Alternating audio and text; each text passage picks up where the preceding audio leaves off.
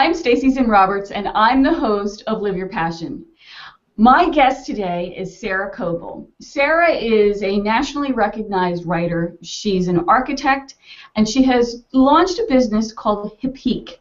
It specializes in equestrian art and attire, and also architectural design for barns and home. It's so cool. We're going to show you pictures during the show about some of the work that she does and some of the artists that she works with who create corsets and other really amazing things that you can't find just anywhere. And, well, I'll just bring her in. Sarah, say hi. Hello. Hi, Sarah Coble. Hello, Stacey Zinn.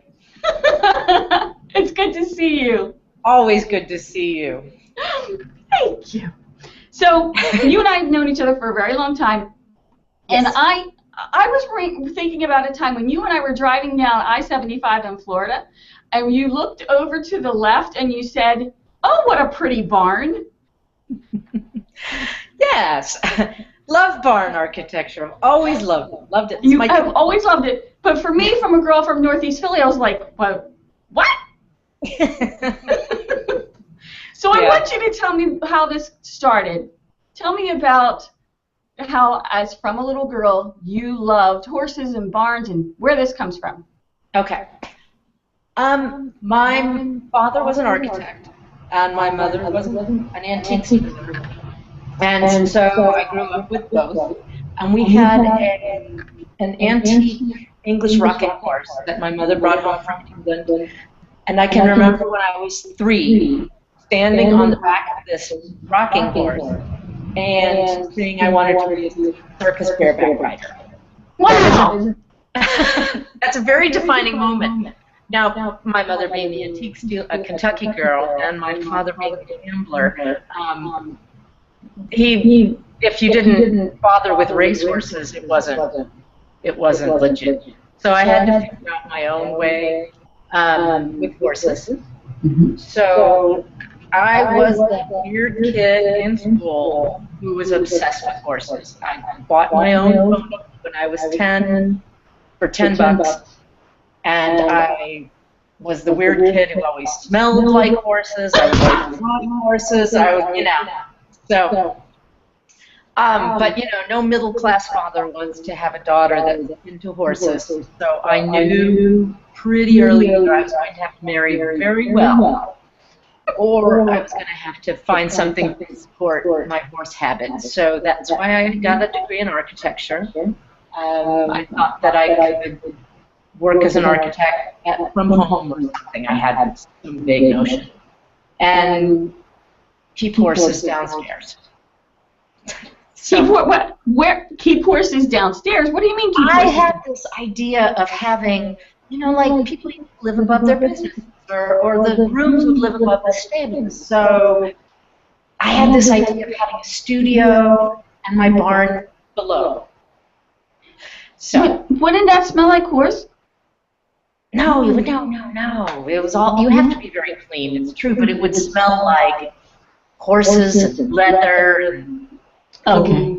Yeah, all those good things. Okay, good. I like the smell. You would have to. And horses are elegant, and so you said something really interesting. When you were a little girl, you bought your own horse. You have for your whole life been willing to make things happen for yourself. Yeah, I've been the kid, and I realize this now when I was older, that I wasn't from a rich family. I was the weird fat kid. I was the oddball. That I can take certain things I have and figure out how can I make it work. So something that I want, and horses, I can't expect my folks to do that. I will figure out a way to do it. And so that has served you well. You have been a writer, an architect, and now you have launched Chic. Rather than me explain it to the audience, will you please tell everyone what Chic is all about? Okay. So I've always been looking for a way to support my horse habit, to be with my horses on a farm, and it goes even beyond horses. I've got tons of dogs, and I've got goats, and just animals. I always wanted to have a farm, so I was always looking for a way to make that work. So when my riding career kind of went, I was going through my midlife crisis, the mother of all. And you know what? Midlife crises, I used to think they were really stupid, but they were. They're not, rather. They actually serve a purpose for you to get where you want to be. Yeah. Okay. So, I'm 43. I finally threw a fit and bought a farm. And I was trying to figure out a way, how can I, the farm is I'm sorry, the farm was what? in Kentucky. Okay, and you live in Florida right now. Yeah, and I live in Florida. That's where I'm talking right now. So I was driving around the little town where I bought this farm, and I was trying to figure out, how can I take all these experiences that I've had over the past 25 years? I was a writer, I was an architect, I was an interior designer. I've trained horses. I wrote about art. I know how to weld. I have all these bizarre little skills. How can I bring them all to bear so that I can be on my farm? So I was driving by a horse show, and I've been a costume designer. I have to say that as well. Yes. So I was driving by a big horse show, and I noticed these girls were wearing fantastic outfits, but their posture was really not so great. I thought, I know they spent $5,000 on those outfits. What they need is some underpinning that makes their jackets fit really great and brings their posture up. And what about now sit up? Yeah, I know, right? It makes you think about it. What about if you brought those old school riding habits to bear in a real situation, in a real life application? So I looked around for a person who can make corsets. Corsets. Because although I'm a costume designer, my sewing skills are average at best. So I hunted down a corset maker, and it turns out that 10 miles down the road from me in Kentucky, her name is Alicia Martin. She is a historian, and she now runs the Bad Button bespoke corsets. She's doing her passion.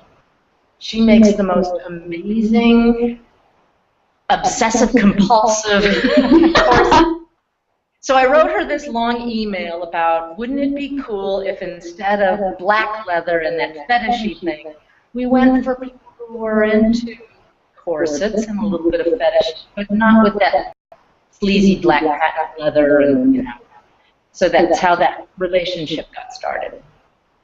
And we started designing together. We made prototypes. I found a hat designer in San Francisco who made some custom pieces for me.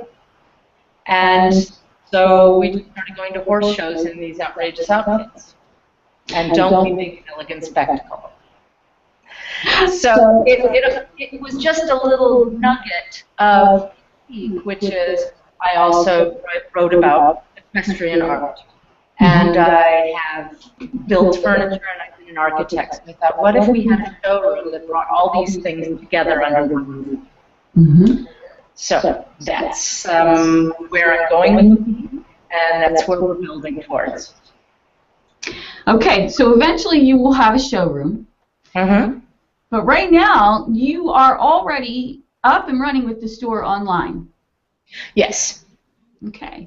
You can order custom furniture, you can order custom designs, you can order custom riding and equestrian-inspired apparel and accessories as well.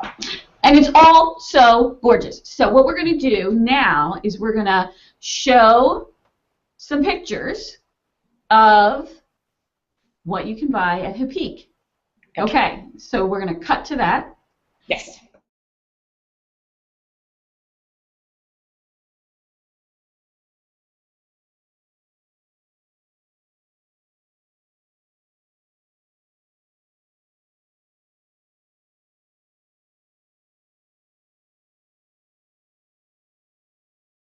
The pictures are beautiful. What was the reaction the first time that you went to a horse show dressed in all the regalia? The word circus comes to mind. I went to the Wellington Equine Festival. It's this big hoity-toity thing in Wellington, Florida. And I didn't quite anticipate that there would be different kinds of horse people. They really didn't know what to make of me. So these are women that are a little more conservative. They're more concerned about athleticism rather than pageantry. So I realized these aren't necessarily my people. However, when I went to driving shows, people driving carriages, side saddle shows, and Baroque horses, they were all over it. So, you know, they're all about the costume, they're all about the look, they're all about the beauty of it. No. Narrowing down who gets it. But the first time it was like, freak show. But that's okay. I mean, you knew what you were trying to say. You just had to find an audience for it, right? Well, yes, and even, you know, some of the as you see, the red satin corset the red silk corset that you just showed, and the hat. You, even among those people who wear that stuff, you have to be okay with being noticed. Sure. I'm 5'9". I'm wearing a top hat, a leopard skin top hat, and a big red corset. You've got to be used to being seen. And you have to be okay with getting a lot of attention. So I don't see that being a real problem for you. It's a persona. It's a persona.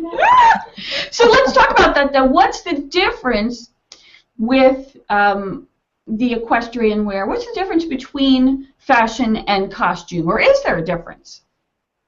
I don't think there's a difference because, and you may not believe this, but I am actually a bit of an introvert. So when I put on my clothes, it is a costume. When I get up in the morning and I'm just going to spend the day digging fence posts, that's my fence post digging costume. Okay. So we always put on a costume. When we decide what we're going to wear in the morning, even if you wear the same thing every day, or you're dressing for comfort, that's a costume. Yes. And we play accordingly. I agree. I agree with you in that. Maybe we don't use that terminology, but when you really look at it that way, that's really the truth. If I'm going to a business meeting, perhaps I'll put on a suit. If I'm going to the yoga studio, I've got my yoga gear on. And that's what's appropriate for that scene. But I agree. You put on the persona to project who you want people to think you are in that situation. And even if you're not like putting on a persona, you tend to act that way. It kind of, especially a corset that lifts you up and makes you, and it brings this up, and it brings everything up together. Put my eye out. I know, and it kind of makes your body move in a certain way, and you behave accordingly. Okay. So what's the difference between making somebody think that you're that way and being that way? So that's really cool. That's really cool. So, as you know, I created the What's Your Avocado? I will start again. As you know, I created the What's Your Avocado concept that says everyone has something about them that's special. And we call that unique element your avocado. The key is to identify your avocado and then act on it to be who you're really supposed to be.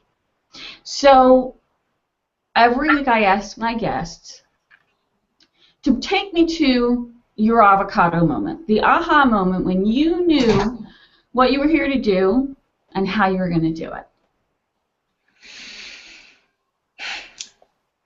I always knew that I wanted to have a farm, and that is the passion.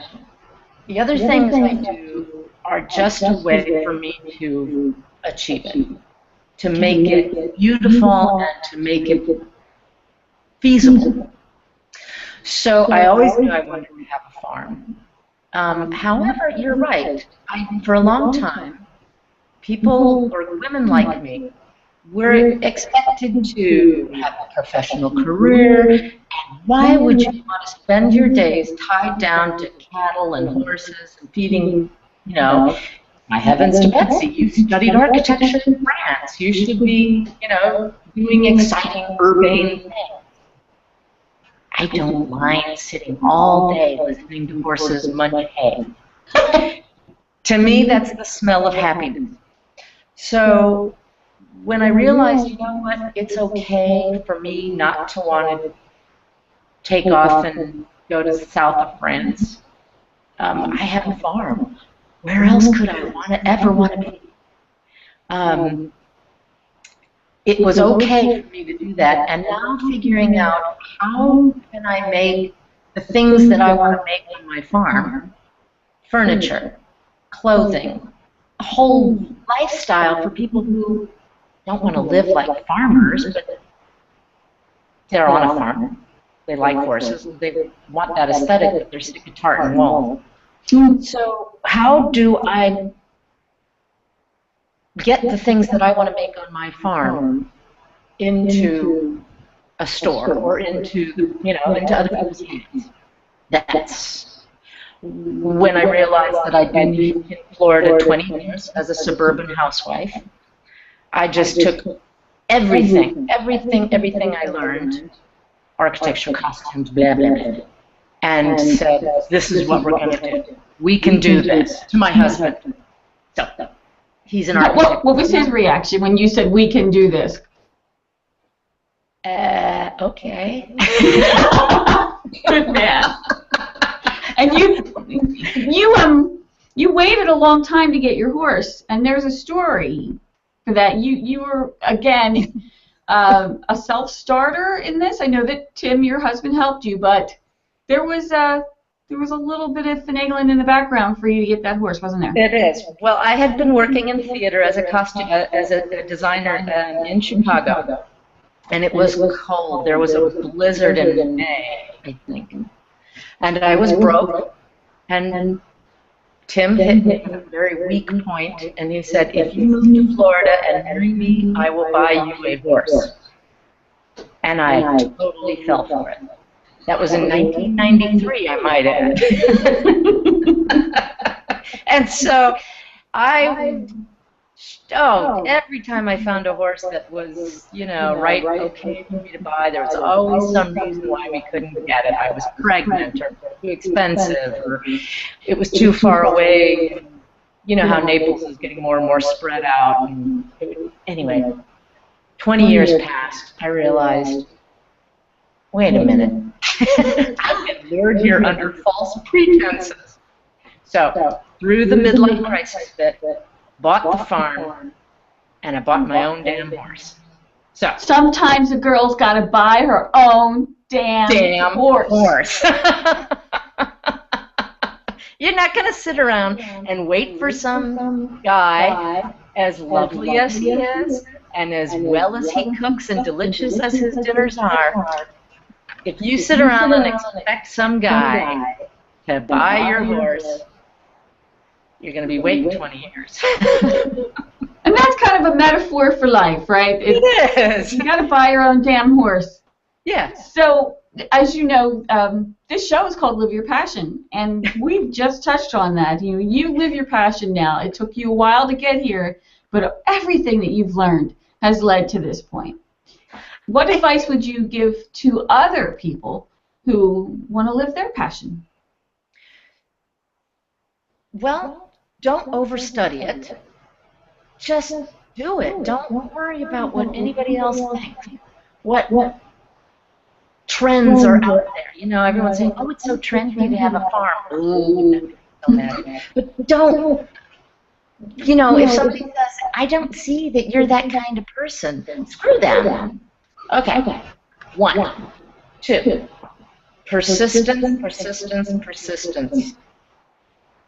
Yeah, some things just don't happen overnight. But you just got to keep doing it. Whether it's losing weight or training for a marathon, those things don't happen overnight. Nobody does those things overnight. Farming is a slow, persistent occupation. Yes. So you just got to keep persisting. And so is writing, and so is theater design, all those things. You have to just keep hammering it. And three, if somebody says, you know, that's never going to happen, you just got to get used to it. Screw them. Screw them. Take it and just do it out of spite. If you don't, on those times that you don't feel the passion, spite fills in very well. So do it just to spite them. I'll show you.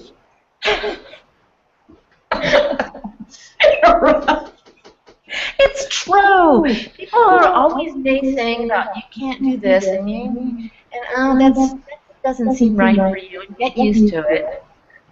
No, show them. If that's what you want, even if it's not your entire passion, sometimes those passions help you get your passion. So screw them. Show them. Show them. Show them. I'll show you. But also for yourself, for your own personal gratification. You've got to do what you want. There's that great phrase, is living well is the best revenge. Yes, that's good. Living well is the best So people, revenge. you know, think I bought a farm in Kentucky that I'm going to be some toothless hick. I'm going to show them. You know, they're like, why did you buy a farm in Kentucky? They have no idea. And I live well. But it's not about them anyway, Sarah. It's always got to be about you. True. And I'm a spiteful person.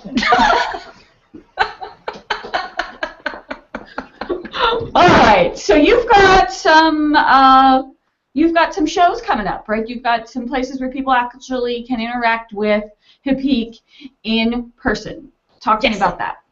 We are doing a series of temporary retail ventures. We will be doing a temporary show in Louisville the first 2 weeks of February. Start that over. Start that over because you burped in the middle, and I'll cut that out. I'm sorry. It was a hiccup, but anyway. Go ahead. I burped in the middle. Okay. We will be doing a temporary gallery show of Hipique art and corsetry. The first 2 weeks of February in Louisville. Okay. The address for the first temporary store, the first 2 weeks in February, are 921 Barrett Avenue in Louisville, Kentucky. We will be doing corset fittings. You can see, the process. You can get measured. There are some made-to-measure corsets already available. We will have blue chip vintage and vintage inspired wear. And then we'll clear all that out. We will have an art exhibit of Sherry Roll and other artists who specialize in equine art. And this is all the first 2 weeks in February. Right. And then you go again during Derby month? Right. Louisville, Kentucky is the only city who can take a 2-minute sport event and turn it into a month-long citywide party. And we're going to be taking part in that party. The whole month of April, we will have another temporary gallery space with hats, clothing, art, and other fun things. We'll probably have a big derby party. So, cookies, mint juleps, things like that. Wonderful. And that's also on at 921 Barrett Avenue in... No, that place will be announced on our website. Okay. And please give us the website. The website is www.hipique, thepeak.com. You will have a link, I hope, on this site. Because yeah, we'll have a link on the website, but spell it because it's unusual. I will. HIPPIK dash HIPPIQUE.com. Okay. So we will put a link on the liveyourpassiontv.com website. And is there an email or anything, or just use the website? Use the website email. Yeah. Okay. Sounds good. All right. Well, this has been fun. You crack me up. Always is. Who are you looking at? My neighbor just came in, and his dog is going to make a huge noise. Okay. Get ready for it. Here we go. Oh, she's really quiet now. All right. Well, Sarah, this has been wonderful. So I'm going to say thank you so much for joining me today. Well, thank you for having me. It's always so fantastic. You're such an uplifting, dynamic person. Around you, people feel like anything can happen. And it does. Wow. It's true, right? Thank you.